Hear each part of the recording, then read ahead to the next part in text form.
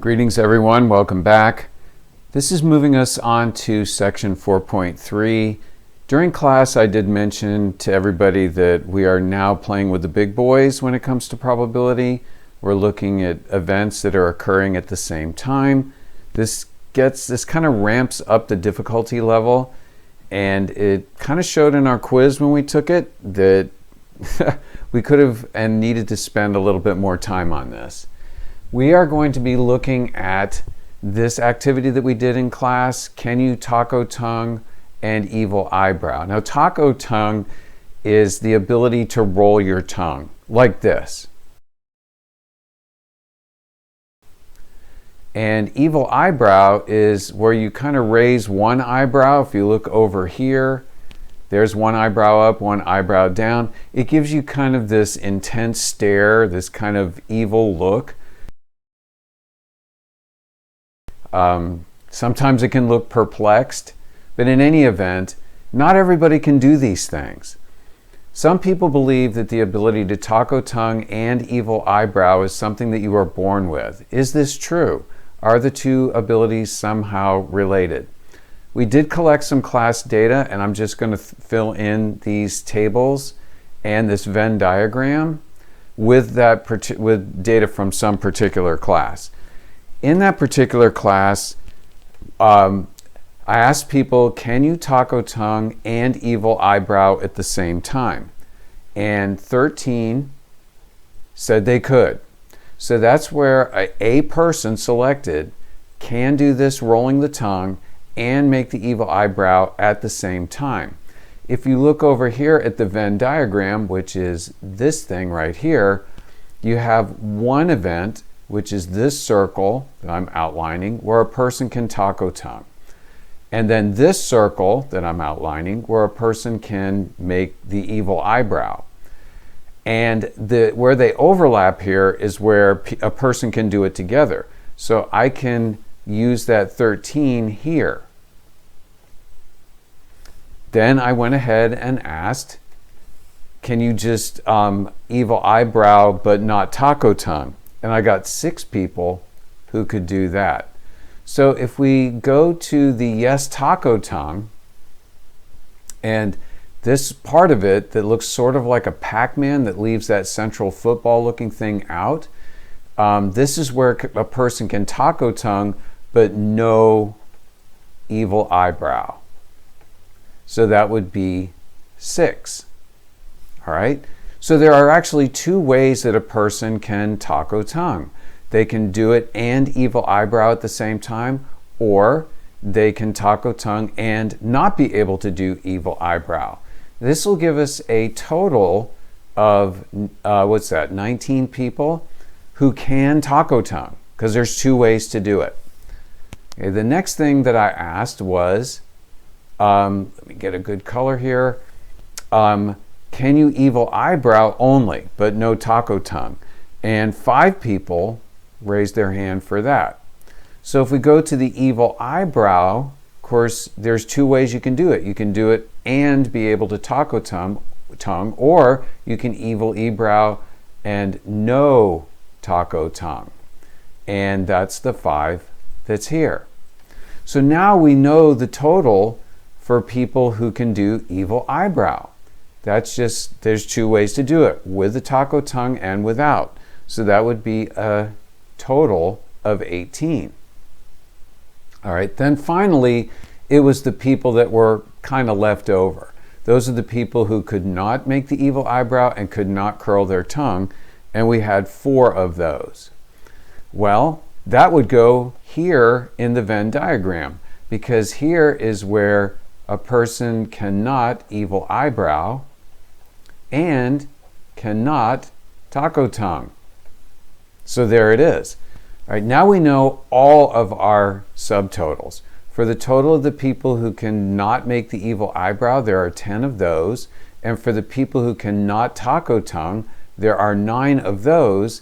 And we can now get a grand total of the people who participated. 18 and 10 is 28. And coincidentally, 9 and 19 are also 28. So those have to add up in order for the table to be correct. Now we have a complete table. We can extend this, we can extend that to make it a little more readable. Now I can ask all manner of different questions. What's the probability that I pick a person at random and they can taco tongue? That would be 19 out of 28, which happens to be this question here. So 19 out of 28. What's the probability that somebody can evil eyebrow? Well, the evil eyebrow, that goes down this way. Taco tongue goes left to right, evil eyebrow goes down, top to bottom. So the yes evil eyebrow, there's 18 out of 28 of those. So 18 out of 28. What is the probability that I select somebody at random and they cannot taco tongue? All right, this is where a person cannot taco tongue. There's 9 total out of 28. And what is the probability that I pick somebody at random and they cannot do an evil eyebrow? Well, the no evil eyebrow is this column right here. That would be 10 out of 28. So those are all the individual probabilities. We have something else though. We have another section where these are going to be where things are occurring at the same time. You see how we have the word and. That's where we can go into these 4 cells, because in these 4 cells are where 2 things are happening. What is the probability that a person can yes taco tongue and yes evil eyebrow? Well, the yes evil eyebrow goes this way, and the yes taco tongue goes this way, and the intersection is the 13 out of 28. So 13 out of 28. That's where people are able to do both at the same time out of the total. How about yes evil eyebrow? That would be here. And no taco tongue. That would be 5 out of 28. Those are the 5 people that can do an evil eyebrow, but they cannot do the taco tongue out of the total. How about the yes taco tongue? That goes this way. And the no evil eyebrow. They intersect at the number 6. So that is 6 out of 28. And then the no taco tongue and the no evil eyebrow. Here's the no taco tongue. Here's the no evil eyebrow. They intersect at the number 4. So that is 4 out of 28. These are your joint probabilities.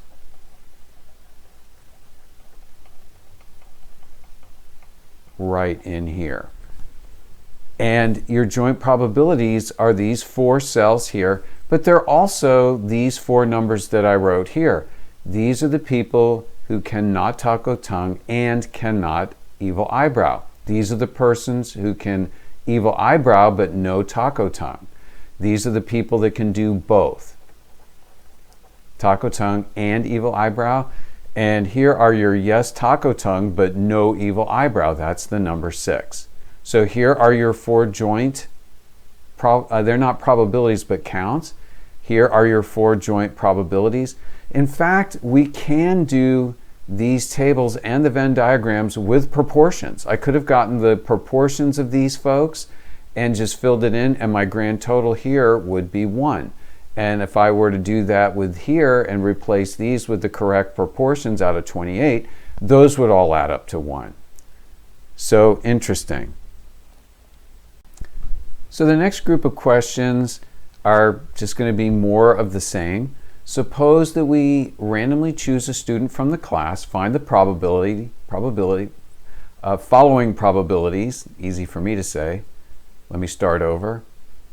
So number 3, suppose that we randomly choose a student from class, find the following probabilities. Yes, evil eyebrow. Well, I think we did that already. That was 18 out of 28. So let's put that in, and let's go with a different color. Try to get that up and running. So that'll be 18 out of 28. And the probability of no evil eyebrow, I think we have that one too. That's 10 out of 28. And if you think about this, these two things are mutually exclusive. I'll just abbreviate that. So they cannot happen at the same time. So the probability of an evil eyebrow or no evil eyebrow, well, if we call this A and we call this B, this will be the probability of A or B. And since they're mutually exclusive, we have a formula for that. That's the probability of A plus the probability of B.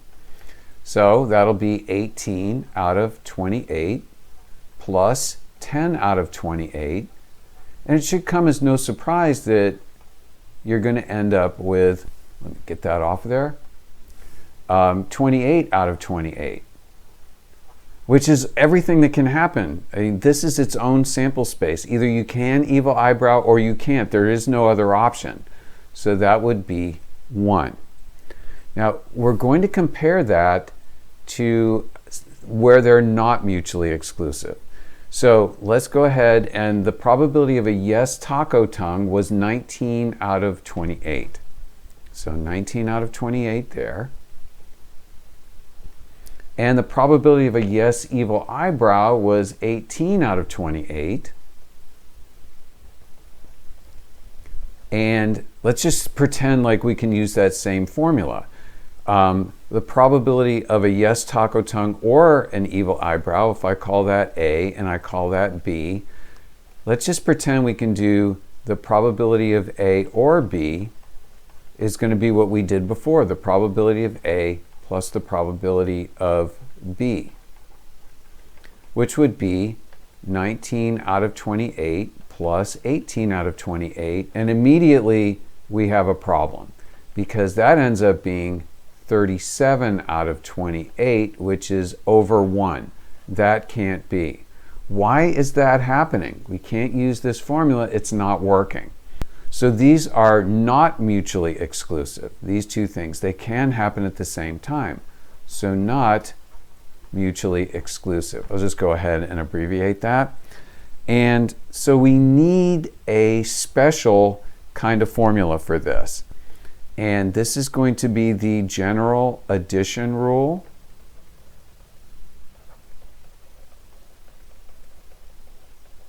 And it works for any or statement. It becomes the probability of A or B. And it looks very familiar, probability of A plus the probability of B. But now we have to correct for that double count. So it'll be minus one version of the joint probability, A and B. All right, so this is going to be the probability of A or B will be your 19 out of 28. That's the probability of A, your taco tongue, plus the probability of an evil eyebrow, that's the probability of B, which is 18 out of 28, minus, and we'll come up here, one of these joint probabilities, which is 13 out of 28. And when you do this, make that 8 look a little better, you're going to get 24 out of 28. And now you're less than 1, and that will be correct. Again, every time you count the taco tongue, right, you're counting, this, you're counting the 13 out of 28. And every time, the evil eyebrow.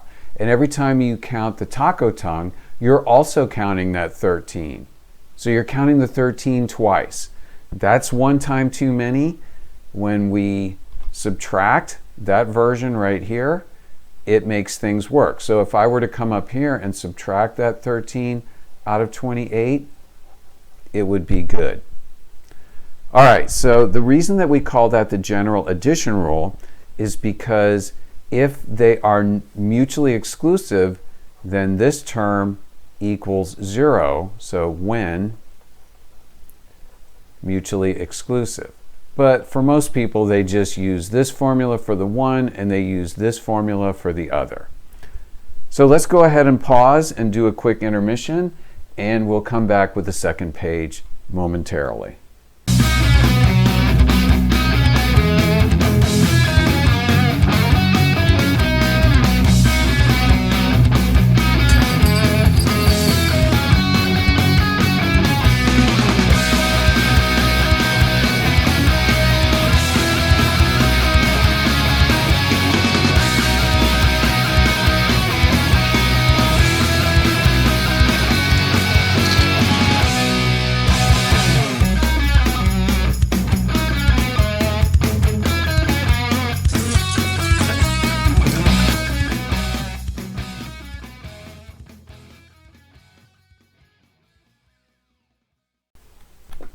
Okay, I hope you found that entertaining.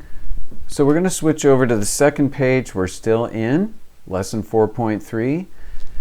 So use two-way table to find probabilities. All right, here's your basic two-way table. And I have two events for it. We'll just have this as event A, and this is not A, like taco tongue and no taco tongue. We'll call this event B, and this event B complement, like evil eye and no evil eye. And we'll get one joint probability right here where, and let me just get a different color. We'll call this area 1 where A and B are occurring together. And we can also work the Venn diagram the same way. And every time that you fill in a Venn diagram, you should work from the intersection on out. This would be the corresponding region where both A and B are happening. So if I call this A and I call this B, that's where they're happening together. If only A is occurring and B isn't, that's here. All right, so this is the other part of A right here, because A can occur two ways, either with B or without B. Here is without B, here is with B. All right, here is region 3. This is where B is occurring, but A isn't. All right, that would be here. Because remember, B can occur two different ways, either with A or without A. So here it is B occurring without A. And then finally, we would have this region right here. This is where A and B are not occurring together, so we would locate that outside of the two circles, because this circle is event A, this circle is event B, and outside of that is where A is not happening, B is not happening. So there's your two quick learning targets. And just as a quick aside, we always capitalize the V in Venn here because this is a person. It's Mr. or Miss Venn. I'm not sure who made it up, but it's a person's name. So calculate probabilities with the general addition rule. And this is your general addition rule right here. This is your addition rule for when events are mutually exclusive. That's what we learned earlier. And we didn't have to worry about this little correction for counting the overlap twice. Because see, every time you count A, you're counting A and B. Every time you count B, you're also counting A and B. That's why we have to subtract one of the overlap, one of the joint probabilities for when events can occur together. Okay, so just as an aside, don't forget this can be written the probability of A union B. Remember that means union, and union is just another word for or. And don't forget here we can write this as an intersection, A intersect B. And of course, there's your intersection. That's just in case it shows up in a textbook or somewhere, so it won't be any kind of a big deal when you see it. So there's your learning targets. Let's finish up with lesson 4.3 app, who owns a home. And remember, when you're watching these videos, you should be speeding through them, but you may need to pause because I've pre-written some things so that it's easily read. What is the relationship between educational achievement and home ownership? A random sample of 500, that's why this grand total here is 500. U.S. adults was selected.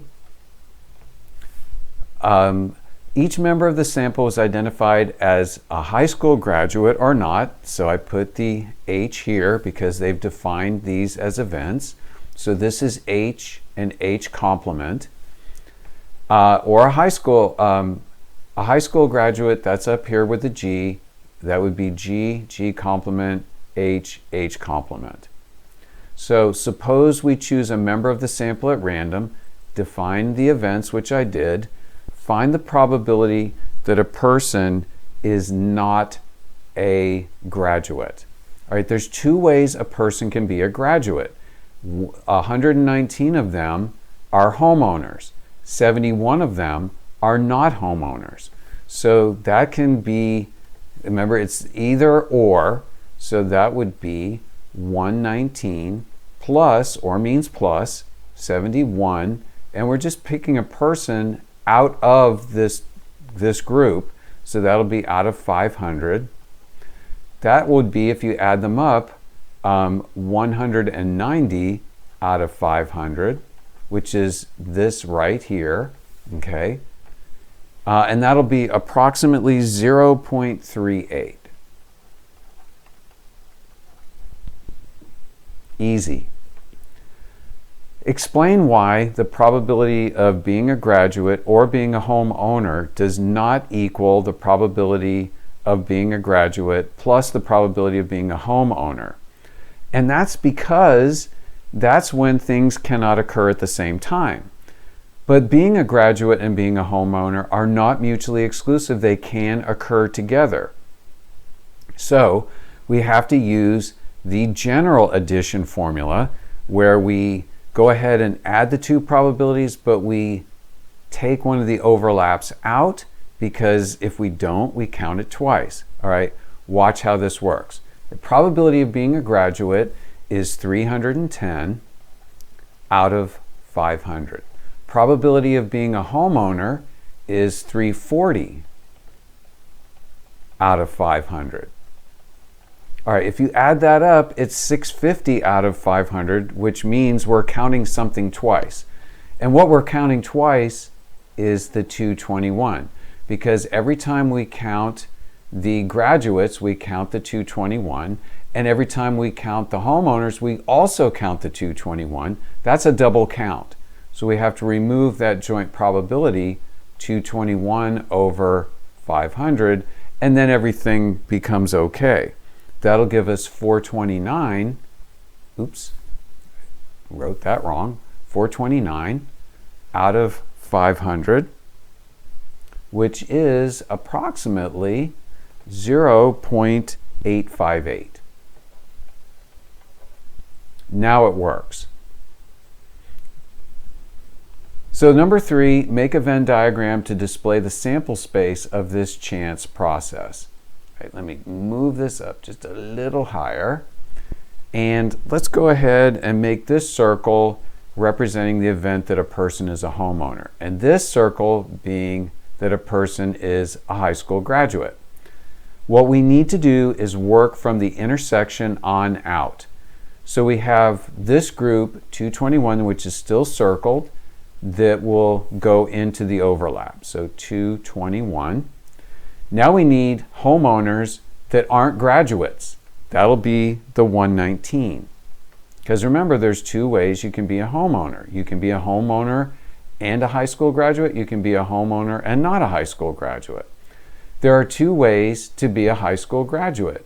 You can be together as a homeowner, or you can be without being a homeowner. So 89 goes here. So what's left over? This is not G and not H, which would be this 71 right here. And all of those should add up to 500. All right, so making a Venn diagram hopefully shouldn't be a big deal. Just work from the inside out. And again, these things up here, these 4 joint probabilities, in fact, everything here could have been done not using counts. You could have just put 221 over 500 here, 119 over 500 here, and put these in as the proportions, and this 500 would change to 1. And then you could fill in the same proportions here.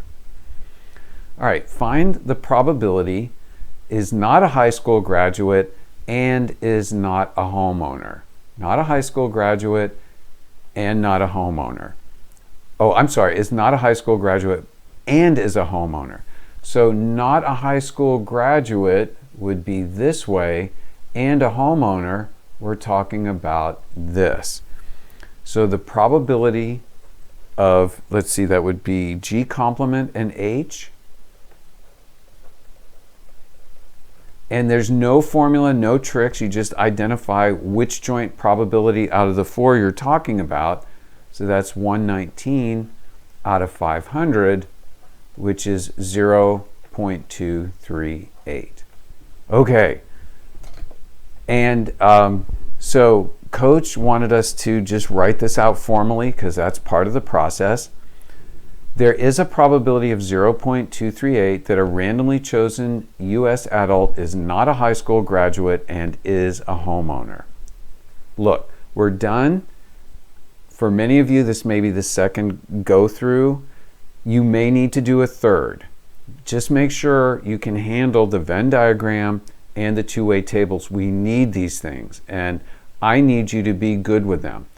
Honestly, once the light comes on and you see how this is all put together, it's really not that hard. But it's very important for your success in this particular unit. So spend some more time with it. I'm going to come up with a supplementary problem that I'm going to just kind of throw up here in a separate video. So make sure you watch that, and hopefully we'll get through this without too much more trouble.